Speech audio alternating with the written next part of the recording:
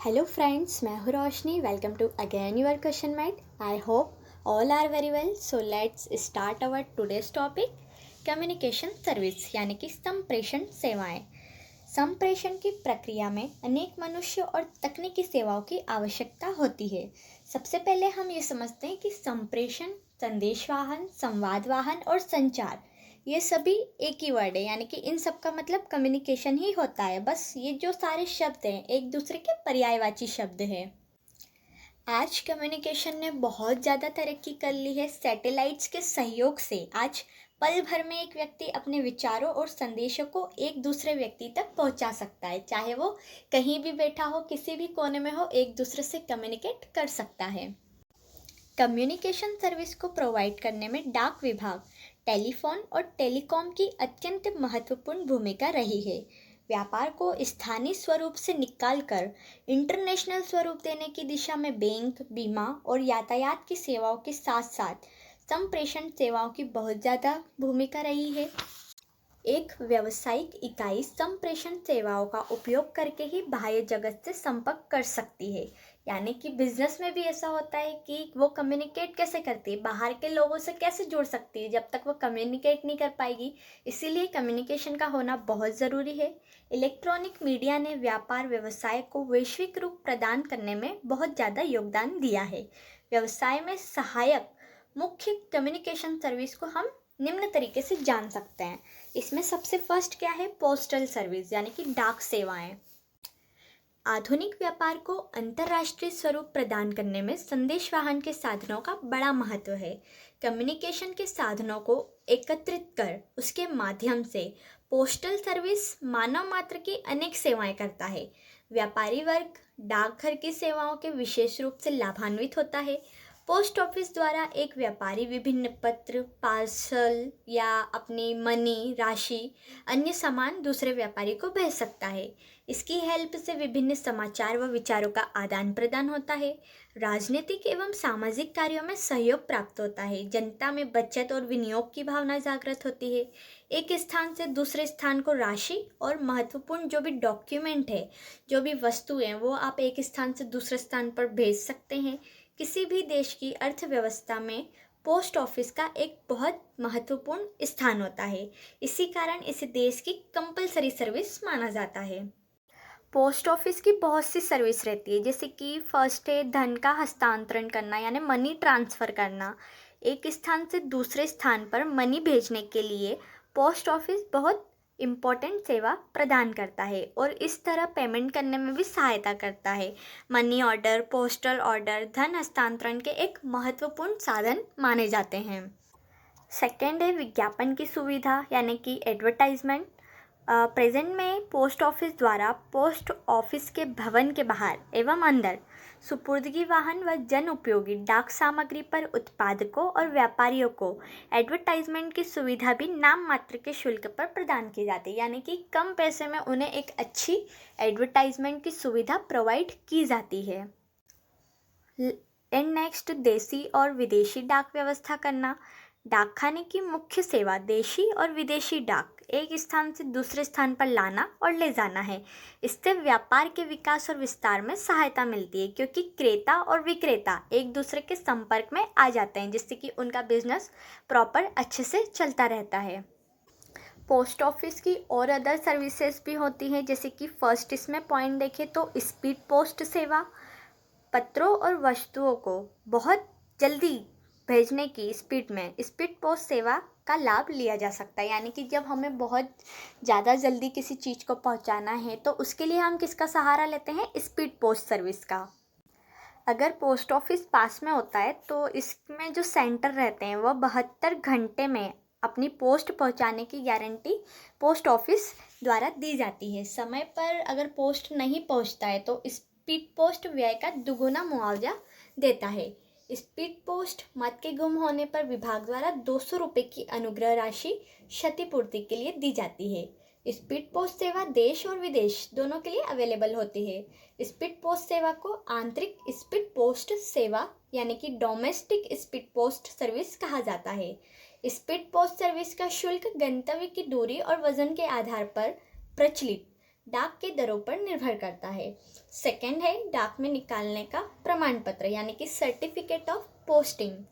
Post office में letter डालने पर यदि उसका सर्टिफिकेट प्राप्त करना हो तो इसके लिए एक फॉर्म पोस्ट ऑफिस में अवेलेबल होता है। एक फॉर्म में 3 व्यक्तियों के नाम व पते लिखे जा सकते हैं। इस पर निर्धारित राशि के टिकट लगाकर लेटर्स के साथ पोस्ट ऑफिस के कर्मचारी को दे दिया जाता है, जो फॉर्म पर मोहर लगाकर लौटा देता है। इसे ही पोस्ट में डालने का प्रमाण पत्र कहते हैं यानी कि सर्टिफिकेट ऑफ पोस्टिंग कहते हैं। यह इस बात का प्रमाण है कि फॉर्म में लिखे गए व्यक्ति को उसमें दर्शाई गई तिथि यानी कि डेट को पोस्ट ऑफिस में पत्र डाला गया है। लेकिन यदि वस्तु या पत्र रास्ते में खो जाते हैं या खराब हो जाते हैं या नष्ट हो जाते हैं तो इसका जो पूरी रिस्पॉन्सिबिलिटी है वह पोस्ट ऑफिस पर नहीं होती है। थर्ड है पुनर्निर्देश यानी कि रीडायरेक्शन। जब कोई व्यक्ति अपना पता बदल लेता है या किसी अन्य स्थान या शहर में चला जाता है तो उसकी डाक पुराने पते पर ही आती रहती है। यानी कई बार ऐसा होता है कि जब कोई व्यक्ति अपना एड्रेस चेंज कर देता है तो उसकी जो पोस्ट है यानी उसके जो भी पोस्ट ऑफिस से लेटर्स वगैरह जो भी फॉर्म्स उसके पास आते हैं तो वो सब उसके पुराने पते पर ही आते रहते हैं। तो ऐसी दशा में उस व्यक्ति को अपना पता यानी कि उसका एड्रेस पोस्ट ऑफिस में या अपने पड़ोसी या मित्र को देना चाहिए, जो पुराने पते पर आने वाली डाक पर नया पता लिख दे ताकि उसे उसकी पोस्ट मिल सके। इसे ही रीडायरेक्टिंग कहा जाता है यानी कि पुनर्निर्देश कहा जाता है। अब इसमें नेक्स्ट कम्युनिकेशन का साधन है टेलीकॉम। संदेशवाहन का सबसे सशक्त माध्यम टेलीफोन या टेलीकॉम है।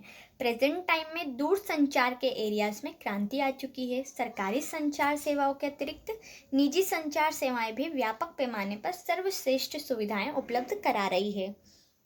पास के क्षेत्रों से लेकर देश विदेश तक आसानी से हम टेलीफोन के माध्यम से अपनी कम्युनिकेशन कर सकते हैं।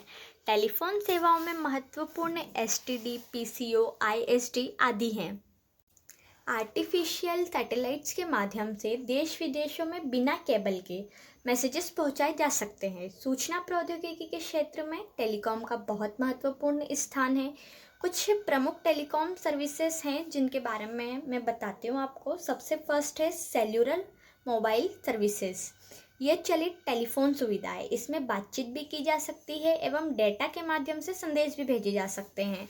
इसमें पीसीओ सर्विस भी सम्मिलित रहती है। देश या विदेश किसी भी स्थान पर इनसे कांटेक्ट किया जा सकता है। सेकंड है रेडियो पेजिंग सर्विस यानी कि रेडियो पेजिंग सेवा। रेडियो पेजिंग सेवा एक ऐसी टेलीकॉम सर्विस होती है जो किसी भी स्थान पर पेजर द्वारा संदेश भेज सकती है। वास्तव में यह एक तरफा संदेश प्रसार करने वाली सेवा होती है। इसमें रेडियो के माध्यम से संदेश भेजा जाता है। रेडियो मीन्स की तरंग के माध्यम से।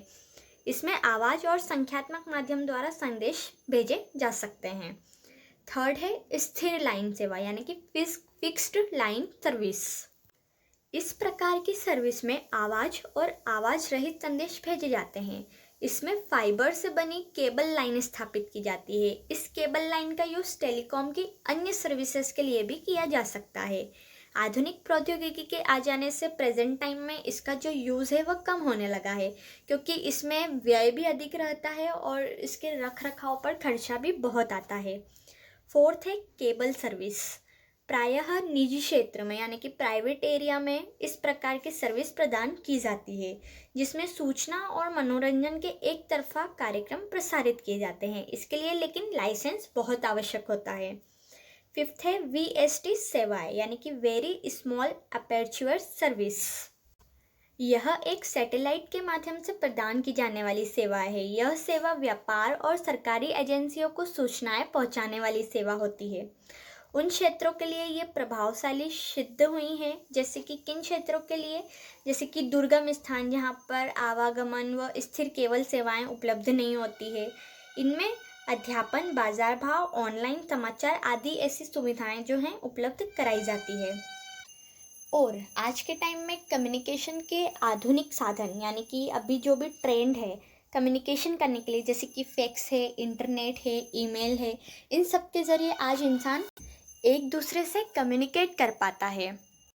इनके अलावा भी जैसे कि संचार के उपरोक्त आधुनिक साधनों के अलावा teleprinter, video conferencing, audio conferencing, computer conferencing आदि भी साधन होते हैं जिससे कि एक व्यक्ति दूसरे से कम्युनिकेट कर पाए। सो फ्रेंड्स, ये थी हमारी कम्युनिकेशन सर्विसेज। आज के हमने टॉपिक में बात करी है कम्युनिकेशन सर्विसेज के बारे में कि क्या क्या इसकी सर्विसेज होती हैं। आई होप कि आपको हमारा आज का टॉपिक अच्छा लगा होगा, अच्छे से समझ में आया होगा। फिर भी आपके मन में कोई डाउट है या आपके मन में कोई क्वेश्चन है तो आप हमसे कमेंट में पूछ सकते हैं। मैं आपके कमेंट का रिप्लाई करने की पूरी कोशिश करूँगी। सो फ्रेंड्स, वीडियो को एंड तक देखने के लिए आपका बहुत बहुत धन्यवाद। फिर मिलेंगे एक ऐसी ही यूज़फुल वीडियो के साथ। तब तक have a good life, make a great story of your life.